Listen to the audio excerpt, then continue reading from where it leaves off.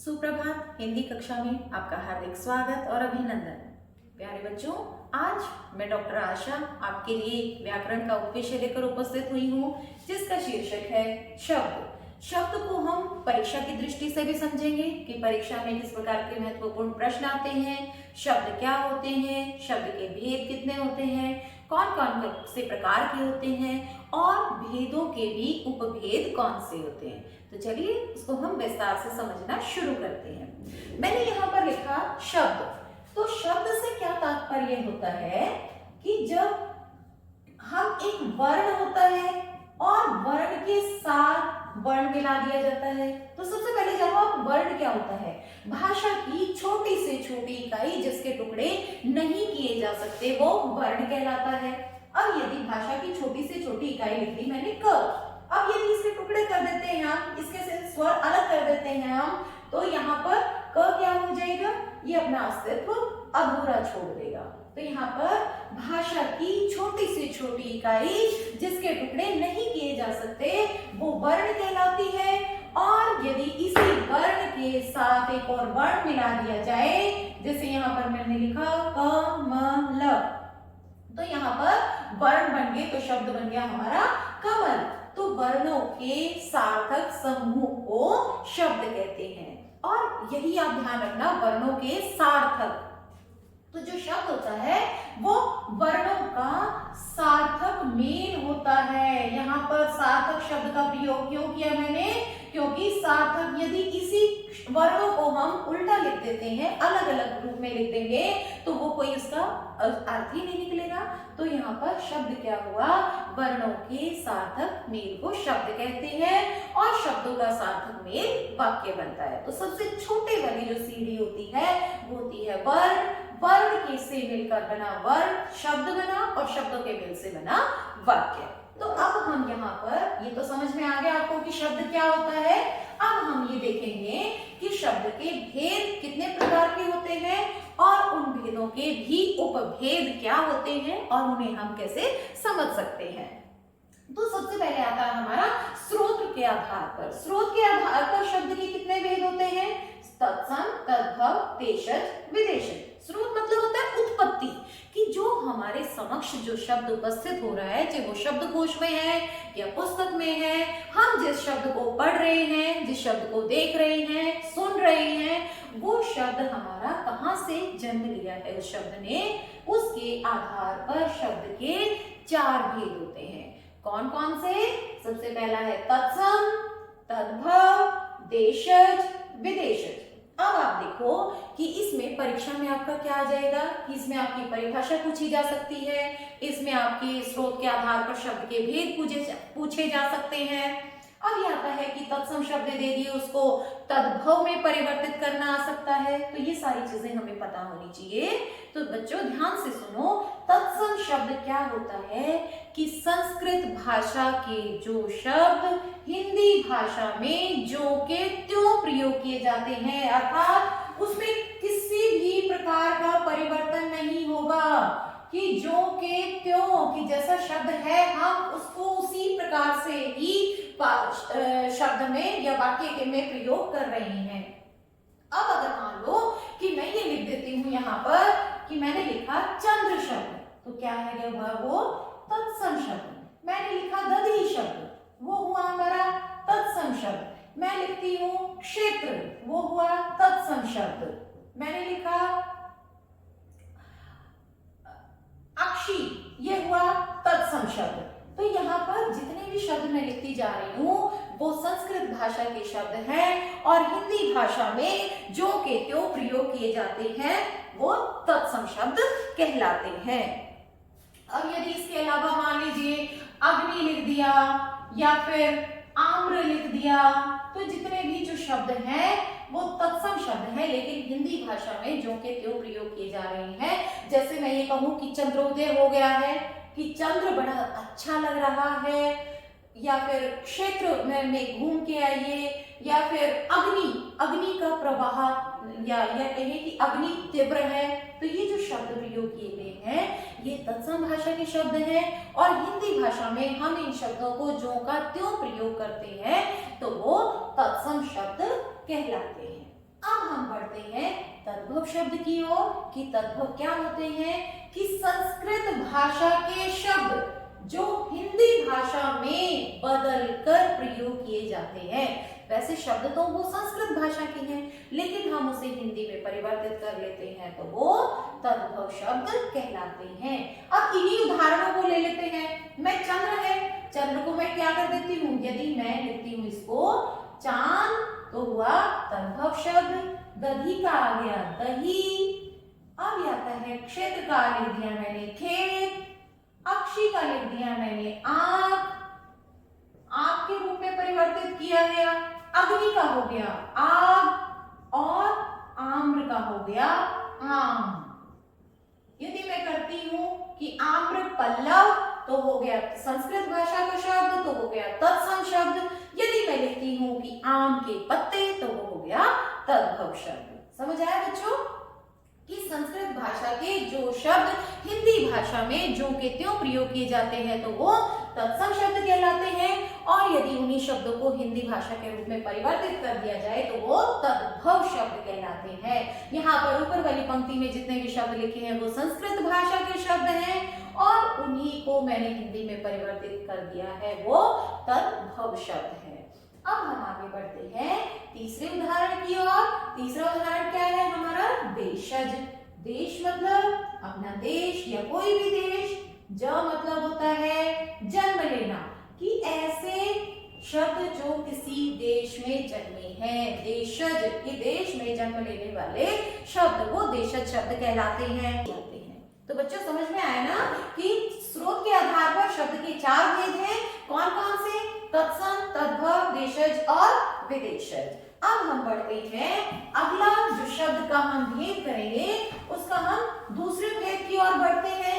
दूसरा है हमारा, अब हम करते हैं रचना के आधार पर शब्द का भेद। रचना के आधार पर शब्द के तीन भेद होते हैं, रूढ़, यौगिक और योग रूढ़।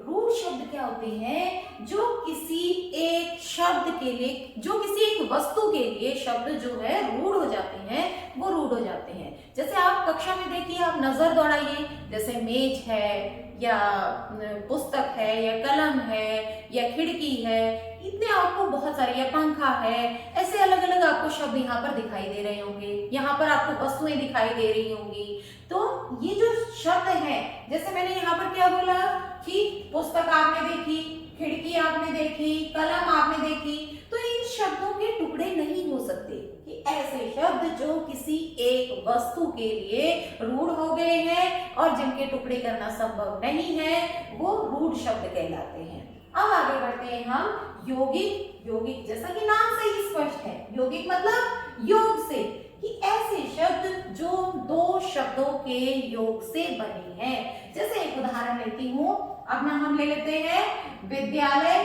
तो यहाँ पर दो शब्दों के मेल से बने हैं। कौन कौन से, एक तो है विद्या और दूसरा है आलय। हाँ, तो यहाँ पर दो शब्दों के मेल से बना है, लेकिन दोनों शब्दों का अर्थ अलग अलग है। विद्या मतलब क्या होता है, विद्या, शिक्षा, और आलय मतलब एक ऐसा स्थान जहां पर शिक्षा ग्रहण की जाती है। अब जैसे रसोई घर ले लीजिए, ये भी दो शब्दों के मेल से बना है।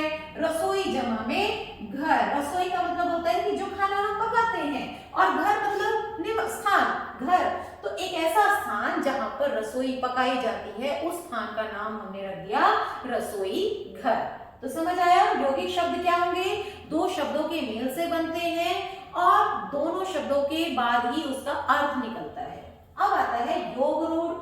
लेकिन ये देखो, अब यहाँ पर दो हैं, योग और रूढ़। जो योग से तो बने हैं, लेकिन किसी के लिए वो रूढ़ हो गए हैं, किसी एक व्यक्ति विशेष के लिए वो शब्द प्रयोग किए जाते हैं। अब मान लो मैं यहाँ पर लिखती हूँ पीतांबर। तो पीतांबर क्या है, दो शब्द हैं, इसमें हो गया पीत और दूसरा हो गया अंबर। यहाँ पर पीत का मतलब क्या होता है, पीला, और अंबर का मतलब क्या हुआ, वस्त्र। कि यहाँ पर हम पीले वस्त्र को तो नहीं कह रहे अंबर, लेकिन पीतांबर हम किसे कहेंगे कि जो पीत अंबर धारण करते हैं, अर्थात श्री कृष्ण के लिए शब्द रूढ़ हो गया है। यहाँ पर पीत है अंबर जिसके, अर्थात श्री कृष्ण। जैसे लंबोदर, लंबा है उदर जिसका, यहाँ की लंबोदर, लंबा और उदर, उदर मतलब होता है पेट, तो जिसका पेट लंबा है कौन है, श्री गणेश के लिए प्रयोग किया जाता है, गणेश जी के लिए।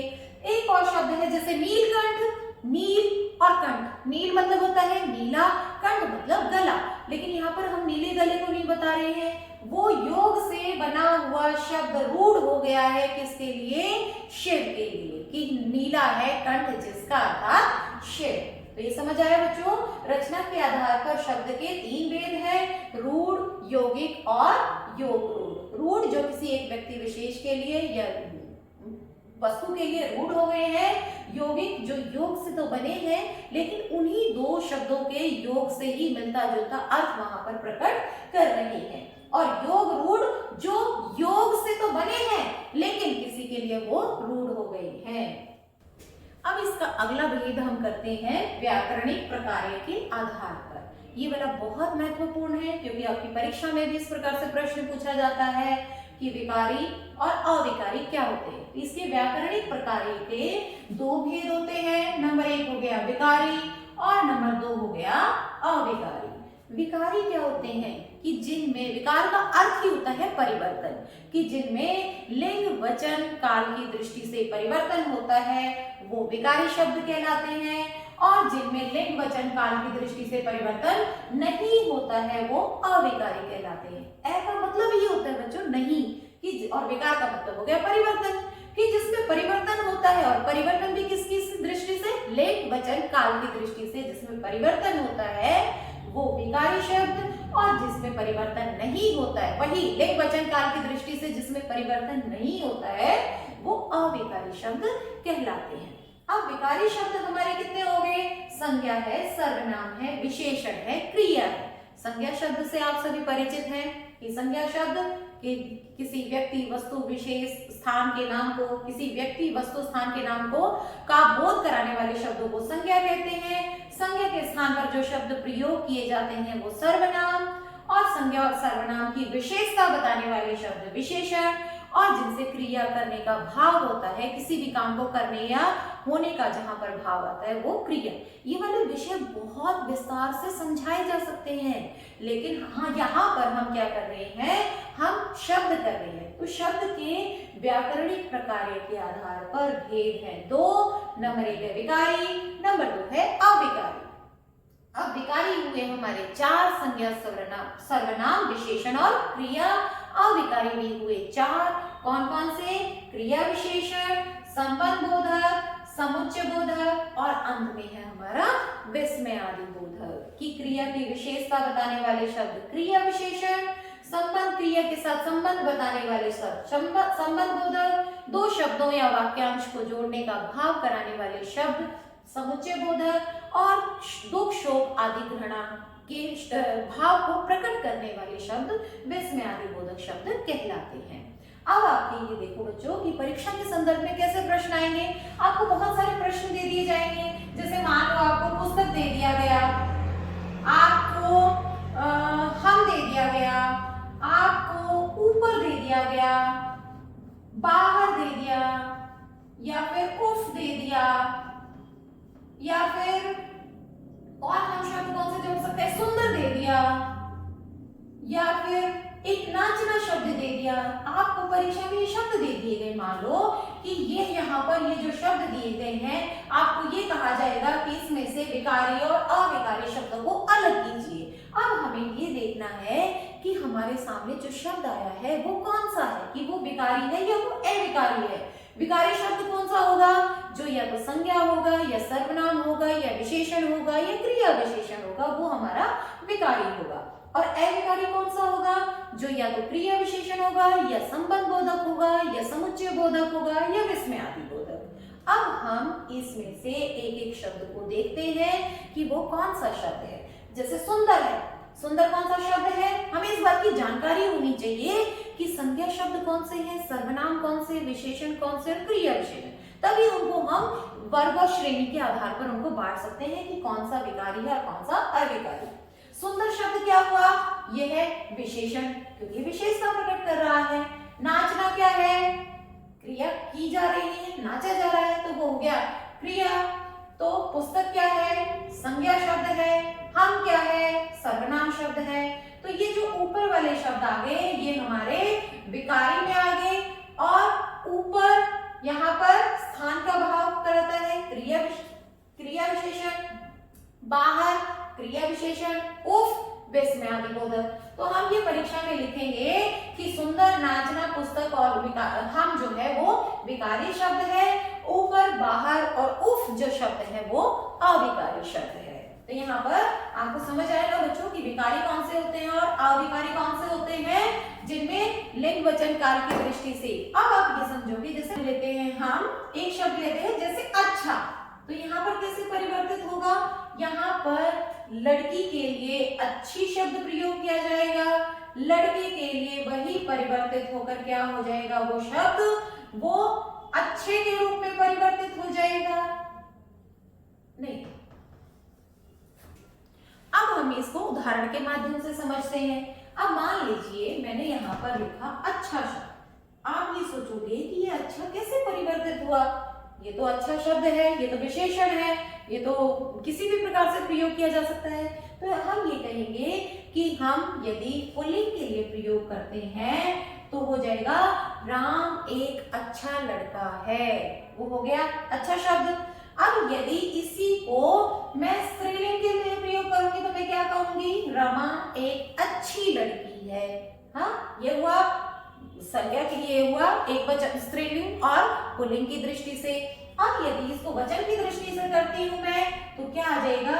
यही शब्द परिवर्तित होकर हो जाएगा कि हम अच्छे बच्चे हैं। तो यहाँ पर वही शब्द हो गया ना, प्रयोग किया गया है। शब्द तो एक है लेकिन वो लिंग वचन काल की दृष्टि से अलग अलग के लिए अलग अलग रूप प्रदान कर रहा है। तो अब एक शब्द मैंने यहाँ पर और लिया था, सबसे पहले आपको ध्यान हो बच्चों, यहाँ पर मैंने लिया था ऊपर। अब इसको करते हैं। अब यदि राम के लिए प्रयोग करें तो राम ऊपर बैठा है, यदि रमा के लिए प्रयोग करें रमा ऊपर बैठी है, एक वचन के लिए वह ऊपर बैठा है, बहुवचन के लिए वे ऊपर बैठे हैं। तो जो हमारा ये ऊपर शब्द है ये हर प्रकार से एक ही रूप लिए हुए है, इसमें कोई भी परिवर्तन नहीं हो रहा है। तो मुझे उम्मीद है कि आपको अच्छे से समझ में आ गया होगा कि लिंग वचन काल की दृष्टि से कैसे प्रयोग किए जाते हैं और किन शब्दों में विकार उत्पन्न नहीं होता है। इसका एक और भेद हम कर सकते हैं बच्चों। क्या करेंगे हम कि अर्थ के आधार पर दो भेद हो गए, एक हो गया सार्थक, एक हो गया निरर्थक। सार्थक मतलब जो भी कोई एक विशेष अर्थ प्रयोग करता है, और सार्थक में कौन कौन से कर सकते हैं हम कर सकते हैं जितने भी हमारी शब्दावली में पर्यायवाची शब्द है, फिर या फिर अनेकार्थी शब्द है, या फिर विलोम शब्द है।